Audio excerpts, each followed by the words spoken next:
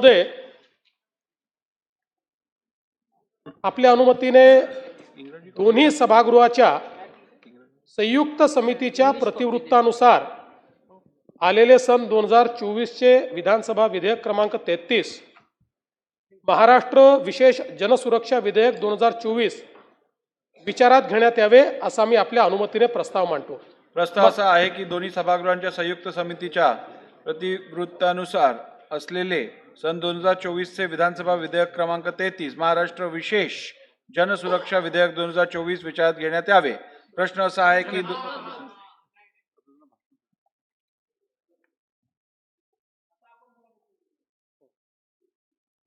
महोदय, दोन्ही सभागृहाच्या संयुक्त समितीच्या प्रतिवृत्तानुसार असलेले सन 2024 चे विधानसभा विधेयक क्रमांक 33 महाराष्ट्र विशेष जनसुरक्षा विधेयक 2024 संमत करावे असा मी आपल्या अनुमतीने प्रस्ताव मांडतो।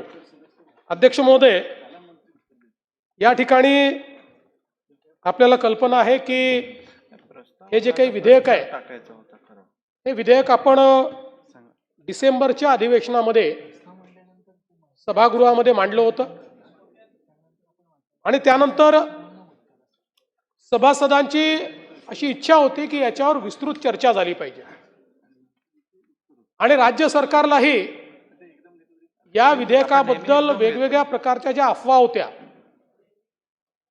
त्या अफवांना योग्य उत्तर मिळालं पाहिजे आणि लोकशाही पद्धतीनं हे विधेयक मंजूर झालं पाहिजे म्हणून आपण हे संयुक्त चिकित्सा समितीकडे पाठवायचा निर्णय घेतला।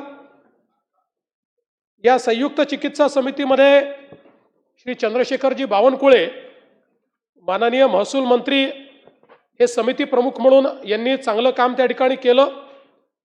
या संयुक्त चिकित्सा समितीमध्ये सन्माननीय श्री जयंतराव पाटील, श्री नानाभाऊ पटोले, श्री भास्करराव जाधव, श्री विजय वडेट्टीवारजी, डॉक्टर जितेंद्र आव्हाडजी, श्री दीपक केसरकरजी, श्री अनिल पाटीलजी, श्रीमती मनीषा चौधरी, श्री मंगेश कुडाळकर, श्री अजय चौधरी, श्री रणधीर सावरकर, श्री तुषार राठोड, श्री राजेश पाडवी, श्री रमेश बोरनारे, श्री सिद्धार्थ शिरोळे, श्री मनोज कायंदे हे विधानसभा सदस्य आणि यांच्यासोबत विधान परिषदेचे सदस्य श्री सतेज उर्फ बंटी पाटीलजी, श्री विक्रम काळेजी, श्री शशिकांत शिंदेजी, डॉक्टर मनीषाताई कायंदे, श्री सुनील शिंदेजी, श्रीमती उमाताई खापरे, श्री ज्ञानेश्वरजी म्हात्रे व श्री अमित गोरखे आणि त्याचप्रमाणे श्री अंबादासजी दानवे अशा प्रकारे या सर्व सदस्यांनी या विधेयकावर या ठिकाणी संयुक्त चिकित्सा समितीमध्ये काम केलं। पहिल्यांदा तर मी समिती प्रमुख आणि समितीच्या सर्व सदस्यांचे आभार मानतो की त्यांनी सातत्याने या विषयावर चर्चा करून क्लॉज बाय क्लॉज विचार करून त्याचप्रमाणे जवळपास 12,000 सूचना या जनतेकडनं आल्या होत्या त्याचंही वर्गीकरण करून आणि आपला जो अंतिम अहवाल आहे तो अहवाल या सभागृहाला सादर केलेला आहे। मला हे विशेषतः नमूद केलं पाहिजे की हा अहवाल सादर होत असताना या अहवालाला कुठली डिसेंट नोट नाही। हा अहवाल जो आपल्या पुढे आलेला आहे याच्यामध्ये कुठली डिसेंट नोट नाही आहे, ही आनंदाची गोष्ट आहे जयंतराव, ही फार समाधानाची गोष्ट आहे। ते एक्झॅक्टली तुम्ही जे जे सांगितलं ते सगळं मान्य झालेलं आहे आणि तुम्ही काही चुकीचं सांगितलेलं नाही आणि काही चुकीचं केलेलं नाही। मुळामध्ये हा कायदा आणण्याचं कारण काय आहे तर आपल्याला कल्पना आहे की देशामध्ये मोठ्या प्रमाणात मागच्या काळामध्ये काही राज्य ही नक्षलग्रस्त किंवा माओवाद्यांनी किंवा ज्याला आता टर्मिनॉलॉजी आली आहे कडवी डावी विचारसरणी, ही त्याची टर्मिनॉलॉजी आहे, कडवी डावी विचारसरणी, माओवाद याला लेफ्ट विंग एक्स्ट्रीमिझम अशा प्रकारचं नाव दिलेलं आहे। कोर्टातही तेच म्हटलं जातं आणि अशा प्रकारच्या विचाराने प्रेरित होऊन अनेक लोक हे सुरुवातीच्या काळामध्ये बंदुका हातात घेऊन त्या ठिकाणी व्यवस्थेच्या विरुद्ध लढा, भारतीय संविधानाने जी व्यवस्था उभी केली आहे ती आम्हाला मान्य नाही आणि म्हणून आमचा हा लढा आहे, आम्हाला साम्यवादी अशा प्रकारची व्यवस्था उभी करायची आहे, अशा प्रकारच्या विचारातनं या संघटना तयार झाल्या. गेल्या काही वर्षांमध्ये केंद्र सरकार असतील, वेगवेगळ्या प्रकारची राज्य सरकार असतील, या सगळ्यांनी मोठ्या प्रमाणात काम केल्यानंतर आता हा जो बंदूक घेऊन जो माओवाद आहे, हा माओवाद हळूहळू संपुष्टाकडे यायला लागलाय. महाराष्ट्र त्याचं उदाहरण आहे की महाराष्ट्रामध्ये पूर्वी 4 जिल्हे आपले माओवादाने ग्रसित होते, आता केवळ 2 तालुक्यांमध्ये आपल्याला त्या ठिकाणी ऍक्टिव्ह माओइझम दिसतंय आणि ते देखील पुढच्या वर्षभरामध्ये त्या ठिकाणी राहणार नाही अशा प्रकारची अवस्था आहे.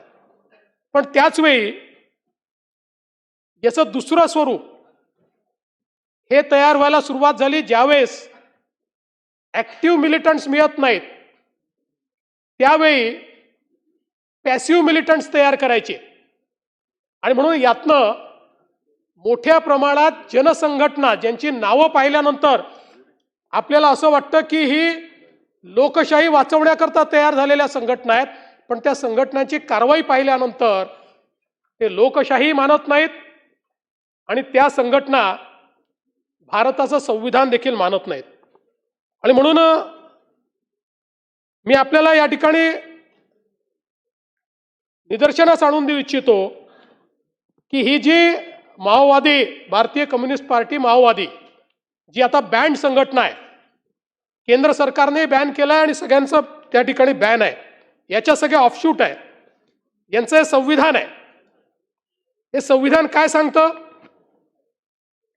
हे संविधान सांगतं मार्क्सवादी लेनिनवाद माओवाद इनकी गतिविधियों को सभी क्षेत्र में इसके विचारों का मार्गदर्शन करने वाला विचारात्मक आधार क्रांति के एक अंग के रूप में भारतवर्ष में नवजनवादी क्रांति को आगे बढ़ाना तथा उसे पूरा करना है.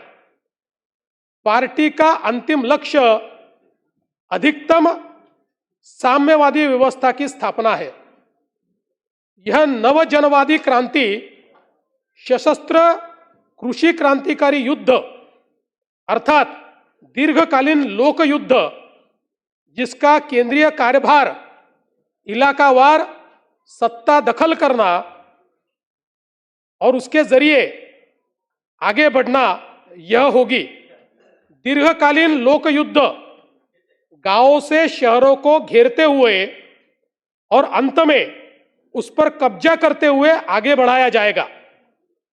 इसलिए देहाती इलाके और साथ ही साथ दीर्घकालीन लोक युद्ध एकदम शुरुआत से ही पार्टी कार्य के गुरुत्व केंद्र बने रहेंगे.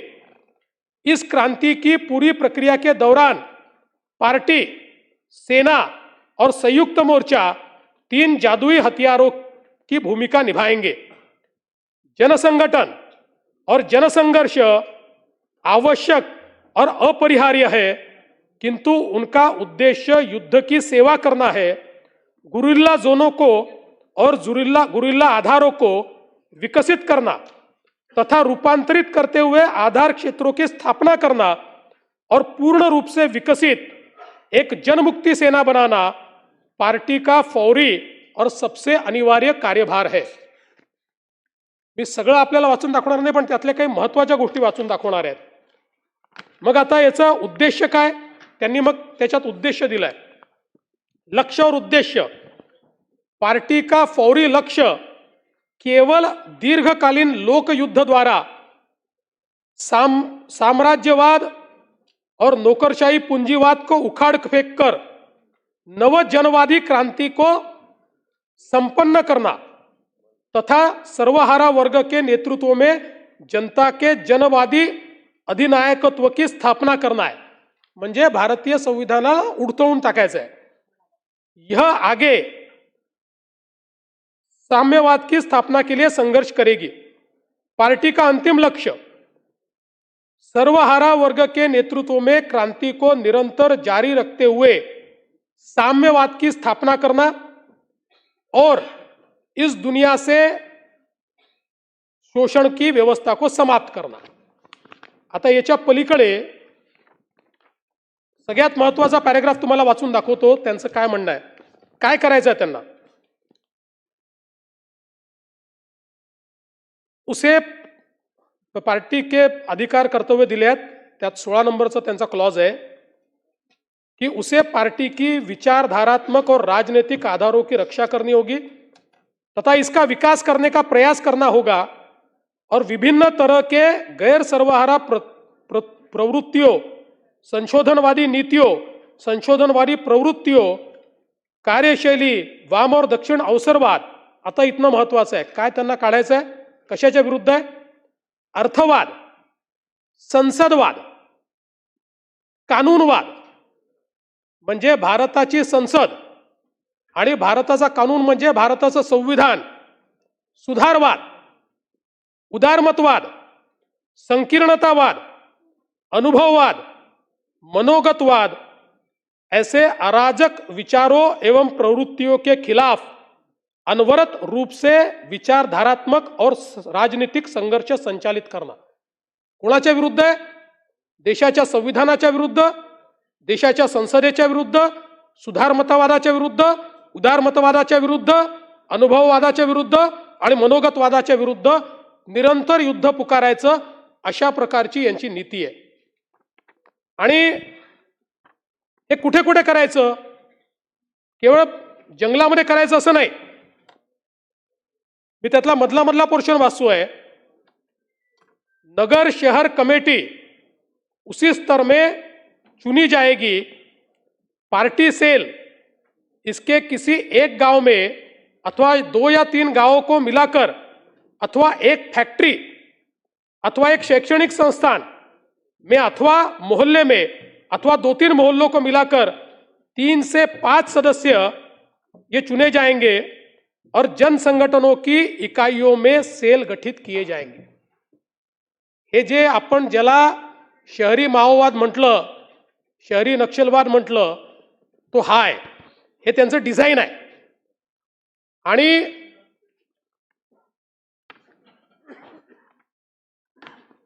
याच्यामध्ये कार्यप्रणाली काय. पार्टी शुरू से ही सेना पर पूर्ण नियंत्रण करेगी. चूंकि पार्टी क्रांति की संपूर्ण राजनीतिक रणनीति और कार्यनीति का निर्धारण करती है, इसलिए यह अपने सामने दीर्घकालीन लोक युद्ध के विकास के स्तर को ध्यान में रखते हुए सेना के भीतर पार्टी संगठनों और कार्यप्रणाली और उनके रूपों को भी निर्धारित करेगी. आणि जन संगठनों की कार्यकारिणी कमेटियों में पार्टी फ्रॅक्शन गठित किए जाएंगे. वास्तविक जनसंघटन म्हणजे हे जे ज्या संघटना आपण बॅन करा म्हणतोय त्या संघटना म्हणजे जनसंघटन म्हटलेलं आहे.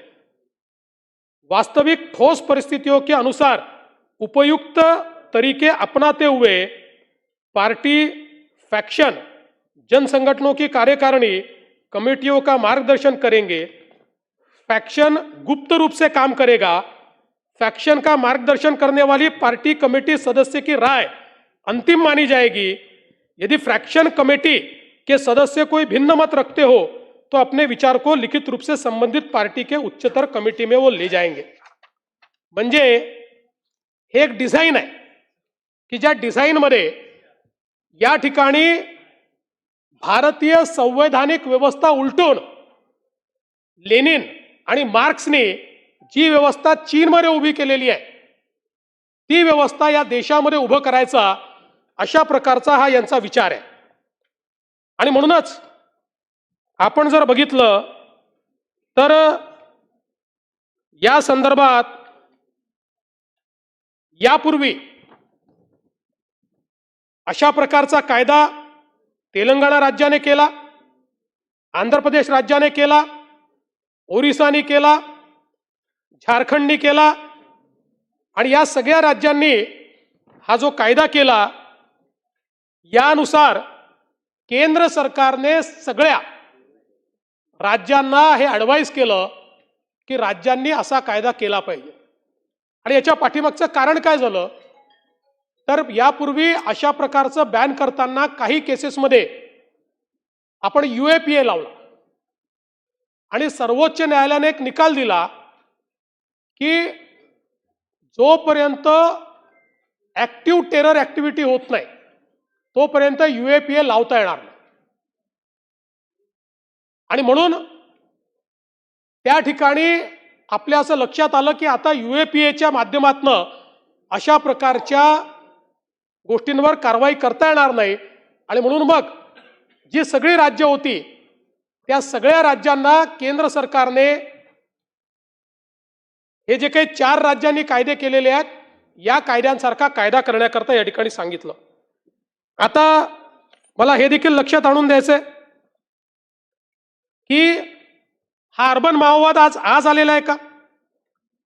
आपण बघा की UPAचं सरकार असताना हा 18 फेब्रुवारी 2014 विचारलेला प्रश्न आहे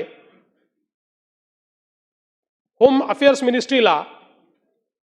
आणि त्याच्यामध्ये प्रश्न काय विचारलाय, whether under increasing pressure from security forces the naxalites have enclosed in deep forest have started spreading their wings throughout the country by forming front organization. If so, the government has identified such organizations working from Naxalites. If so, name such organizations operating out of Delhi and various other parts of the country. The details of the action taken to keep watch on the operations of the organization and the action taken against them. त्यावेळी home मिनिस्टरनी दिलेला या ठिकाणी reply आहे. ज्या रिप्लायमध्ये त्यांनी काय म्हटलंय, on the occasions during operation by security forces the CPI Maoist underground cadres shift to softer areas including urban areas looking for safe hideouts. On such occasions, the overground front organizations provide safe hideouts to armed cadres. The front organizations also facilitate procurement of supplies to the Maoist war machinery. They also initiate legal action on various issues to slow down the enforcement regime. They also adept at the dissemination of propaganda and disinformation to demonize the state and security forces. Of late, it has also come to notice that members of such fronts and organizations are mentoring professional revolutionaries to be inducted in the underground movement. दुसरं उत्तर त्यांनी काय दिलंय, yes madam, the list of active front organizations of the CPI Maoists operating in the country is annexed. The activities of CPI Maoist and its front organizations are closely monitored and suitable action wherever warranted is taken by the state government concerned. आणि मग त्यांनी ही यादी दिली आहे, प्रत्येक राज्याची यादी दिली आहे. आंध्र प्रदेश, बिहार, छत्तीसगड, दिल्ली, गुजरात, झारखंड, कर्नाटका, केरळ, महाराष्ट्र आणि ओडिसा, पंजाब, तमिळनाडू, उत्तराखंड, उत्तर प्रदेश, वेस्ट बेंगॉल अशी यादी दिलेली आहे. आपण जर बघितलं तर आता महाराष्ट्राची जी यादी UPA सरकारने दिली आहे, नावं जर आपण बघितले तर असं वाटतं की या किती चांगल्या ऑर्गनायझेशन्स आहेत. दंडकारण्य आदिवासी किसान मजदूर संघटना, क्रांतिकारी आदिवासी महिला संघटन, रिव्होल्युशनरी डेमोक्रेटिक फ्रंट, विरोधी सांस्कृतिक चळवळ, Indian association of people's lawyer, committee against violence on woman, Kabir Kala Manch. मी दिलेलं नाही आहे, UPAच्या सरकारने हे लोकसभेमध्ये या फ्रंटल ऑर्गनायझेशनची ही दिलेली माहिती आहे. आणि एवढंच नाही तर या संदर्भात UPAच्या सरकारमध्ये एक ॲफिडेव्हिट कोर्टामध्ये दाखल झालेला आहे, ज्या ॲफिडेव्हिटमध्ये अतिशय स्पष्टपणे या ठिकाणी त्यांनी सांगितलेलं आहे की द सेकंडरी स्ट्रॅटेजी, म्हणजे खूप सगळं त्याच्यावर अर्बन माओइझमवरच आहे, त्यांनी शब्द यूज केला आहे अर्बन माओइस्ट, पण याच्यामध्ये मी सगळं वाचून दाखवत नाही. The secondary strategy of CPI Maoist is to mobilise certain targeted sections of the population, especially the urban population, through its mass organizations, which are otherwise known as frontal organizations. The mass organizations mostly operating under the garb of human right NGOs and organically linked to CPI Maoist party structure, but maintain separate identities in an attempt to avoid legal ability. These mass organizations are generally manned by ideologues who includes academicians and activists fully committed to the party line. Such organizations ostensibly pursue human right related issues and are also adept as using the legal process of Indian state to undermine and emasculate enforcement action by the security forces, and also attempt to malign the state institutions through propaganda and disinformation to further cause their revolution. त्यानंतर त्यांनी तिसरी एक सांगितलेली आहे की अशा कशा प्रकारे या सगळ्या ऑर्गनायझेशनचा एकत्रितपणे आपल्या संविधानावर अटॅक होतो, हे सगळं त्यांनी त्या ठिकाणी सांगितलेलं आहे. हे ॲफिडेव्हिट या ठिकाणी UPAच्या सरकारने माननीय सर्वोच्च न्यायालयाला त्यावेळी दाखल केलेलं आहे. आता आपण जर या ठिकाणी बघितलं तर आज कायदा नसल्यामुळे काय अवस्था आहे तुम्हाला सांगतो. ज्यांच्याकडे कायदा आहे, आंध्र प्रदेश 19 संघटना आहेत, त्यातल्या 7 त्यांनी बॅन केलेल्या आहेत. त्यानंतर झारखंड 14 संघटना आहेत, 14ही बॅन झालेल्या आहेत. त्यानंतर तेलंगणा 29 संघटना आहेत, त्यातल्या 7 त्यांनी बॅन केलेल्या आहेत. देशामध्ये सर्वात जास्त संघटना महाराष्ट्रात आहेत, 64. महाराष्ट्रात आहेत. हा लोकसभेत आलेला आहे आकडा. सगळ्यात जास्त जनसंघटना या महाराष्ट्रामध्ये आहेत. अशा प्रकारच्या कडव्या डाव्या विचारसरणीचे 64, एकही बॅन नाही आहे. आणि याच्या व्यतिरिक्त 6 संघटना अशा आहेत महाराष्ट्रामध्ये की ज्या या 4 राज्यांनी बॅन केल्या आहेत, पण महाराष्ट्रामध्ये कायदा नसल्यामुळे ते महाराष्ट्रात ऑपरेट करतायत. त्यांचं हेड ऑफिस महाराष्ट्र आहे आणि ते महाराष्ट्रातनं ऑपरेट करतायत. त्यामुळे एक प्रकारे महाराष्ट्र सेफ हेवन झालाय. आणि अशा प्रकारे 4 राज्यांनी बॅन केलेल्या संघटना महाराष्ट्रात ऑपरेट करतात. 64 संघटना. आता जर आपण बघितलं तर सगळ्यात मोठा हॉटबेड हा त्यांनी या ठिकाणी महाराष्ट्र सांगितलेला आहे. आणि त्यातही जे काही त्यांचे डॉक्युमेंट्स आहेत वेळोवेळी छाप्यांमध्ये सापडलेले आहेत, त्याच्यामध्ये मुंबई, पुणे, नागपूर, नाशिक आणि गडचिरोली, कोकण, अमरावती आणि बीड प्रदेशाचा समावेश. याच्यामध्ये हे सगळं विस्तारित करायचं आहे. अशा प्रकारचे त्यांचे हे सगळे डॉक्युमेंट्स आपल्याला या ठिकाणी सापडलेले आहेत. आणि म्हणूनच हा जो काही कायदा आपण या ठिकाणी करण्याचा प्रयत्न करतो आहोत, अशा प्रकारे आता जेव्हा गडचिरोली सारख्या ठिकाणी ऍक्टिव्ह केडर संपताय, त्याच वेळी पॅसिव्ह अशा प्रकारे भारतीय संविधानाच्या विरुद्ध चीड निर्माण करायची, लोकांचं ब्रेन वॉश करायचं.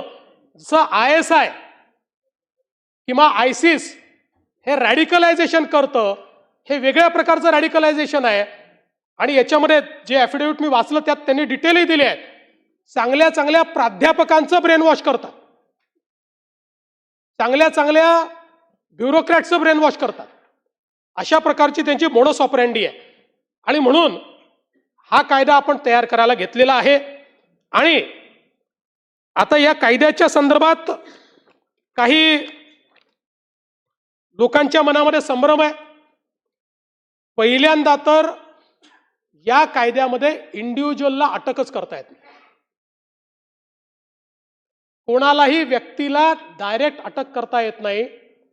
जेव्हा एखादी संघटना बॅन होते, बॅन झालेल्या संघटनेचा जर तो सदस्य असेल तरच त्याला अटक करता येते. त्यामुळे हे जे काही सांगितलं तर सरकारच्या विरोधात बोलतात म्हणून आम्ही अटक करून टाकू, विरोधाचा आवाज दाबण्याकरता, हे कुठेही या कायद्यात नाही. असं करता येत नाही. नाही, असं करताच येत नाही आणि असं करायचा प्रयत्न केला तर असा कायदा टिकू शकत नाही. दुसरं, आपण जर बघितलं असेल तर या कायद्याने सगळ्यात मोठं मेकॅनिझम काय उभं केलंय? सगळ्यात मोठं मेकॅनिझम हे आहे की एखादी संघटना अशा प्रकारचं काम करते असं लक्षात आल्यानंतर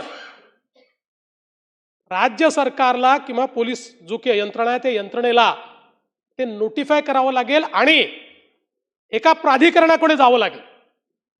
प्राधिकरणात कोण आहे? हायकोर्ट जज, डिस्ट्रिक्ट जज आणि पीपी अशा 3 जणांचं प्राधिकरण आहे. या प्राधिकरणापुढे जाऊन हे सगळे पुरावे मांडावे लागतील आणि त्यांनी हे पुरावे बरोबर आहे असं जर सांगितलं तरच नोटिफिकेशन काढता येईल आणि नोटिफिकेशन काढलं तरच मेंबरवर कारवाई करता येईल. म्हणजे हा पहिला कायदा असा आहे की ज्या कायद्यामध्ये एखाद्याला दोषारोप ठेवायच्या आधी किंवा एखाद्याला पकडायच्या आधी पहिले आपण न्यायालयाकडे चाललोय, पहिले न्यायालयाची परवानगी घेतोय, न्यायालयीन व्यवस्थेची परवानगी घेतोय की बाबा हे बघा आमच्याकडे पुरावे आहेत आणि त्या पुराव्याच्या आधारावर जर त्यांना वाटलं की पुरावे बरोबर आहेत तर ते परवानगी घेतील, तर नोटिफिकेशन कन्फर्म होईल. नोटिफिकेशन कन्फर्म झालं तर पुढची कारवाई काय? तर मग बँड ऑर्गनायझेशन, जसं सिमी बॅन झाली मागच्या काळामध्ये. आता सिमी जेव्हा बॅन झाली, सिमी तर UAPA मध्ये झाली, पण सिमी जेव्हा बॅन झाली त्यावेळी UPAचं सरकार होतं. सिमी बॅन झाल्यानंतर त्याचे ऑफिसेस अटॅच झाले.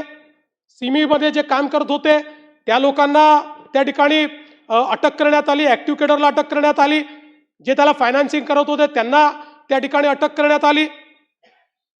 मग आपल्या लक्षात आलं की सिमीचं स्वरूप बदलून त्यांनी PFI तयार केलाय. मग त्याच्यावर आपण अशा प्रकारची कारवाई केली. असंच याच्यामध्ये कोणालाही उचलून अटक करता येणार नाही.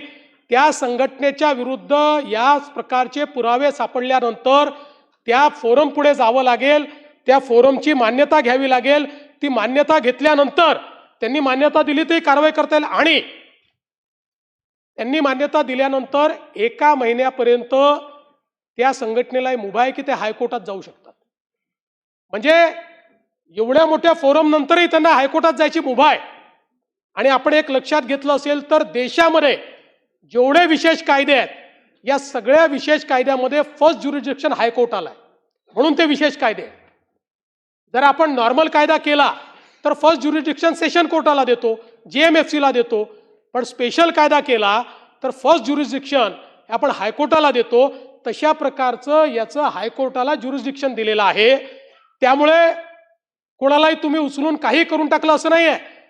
समजा या 3 लोकांच्या बेंचने आपल्याला अलाउ केलं आणि आपण नोटिफिकेशन काढलं, पुन्हा हायकोर्टाची स्क्रुटिनी आहे त्याच्यावर की जे हायकोर्ट पुन्हा एकदा त्या ठिकाणी या 3 लोकांनी केलेलं बरोबर आहे की नाही हे बघणार आहे आणि त्यानंतर ही सगळी कारवाई या ठिकाणी होणार आहे. त्यामुळे कुठेही राज्य सरकारला अब्यूज करणं, पॉवर अब्यूज करणं, पोलिसांना पॉवर अब्यूज करणं, अशा प्रकारची कुठेही त्या ठिकाणी व्यवस्था नाही आहे. अतिशय बॅलेन्स्ड अशा प्रकारचा कायदा केलेला आहे. आणि मी हे सांगतो आणि दाव्याने सांगतो, इतर 4 राज्यांमध्ये जो कायदा केला आहे त्यापेक्षा प्रोग्रेसिव्ह कायदा आपला आहे. इतर 4 राज्यांमध्ये इतका लिवे दिलेला नाहीये. पण आपण, कारण आपल्याला कोणाला त्रास देण्याकरता कायदा करायचा नाहीये, पण भारताच्या संविधानाच्या विरुद्ध आपल्याच लोकांना जे लोक ब्रेनवॉश करतायत त्यांच्यावर कारवाई करणं ही आपली काळाची गरज आहे.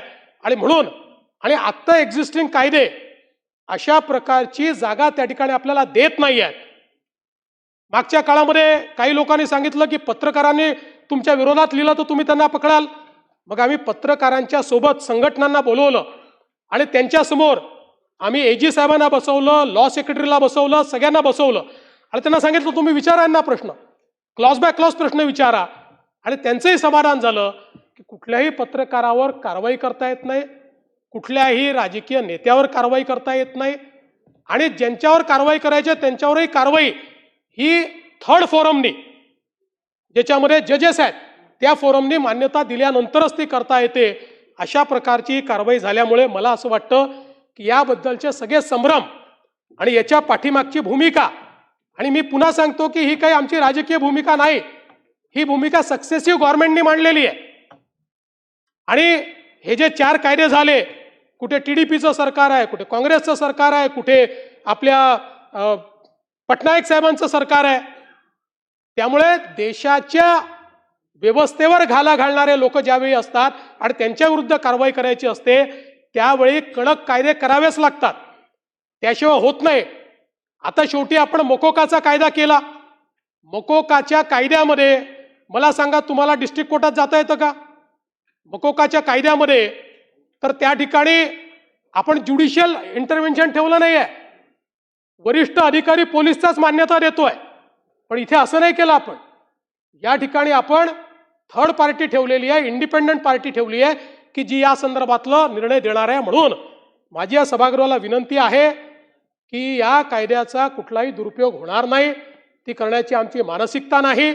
हा कायदा देशाच्या सुरक्षिततेकरता, महाराष्ट्राच्या सुरक्षिततेकरता आणि भारतीय संविधानाच्या संदर्भात जे युद्ध पुकारू इच्छितात त्यांच्या विरुद्ध तयार केलेला कायदा आहे. आणि म्हणून या कायद्याला, या बिलाला या सभागृहाने एकमताने मान्यता द्यावी अशा प्रकारची मी आपल्याला विनंती करतो.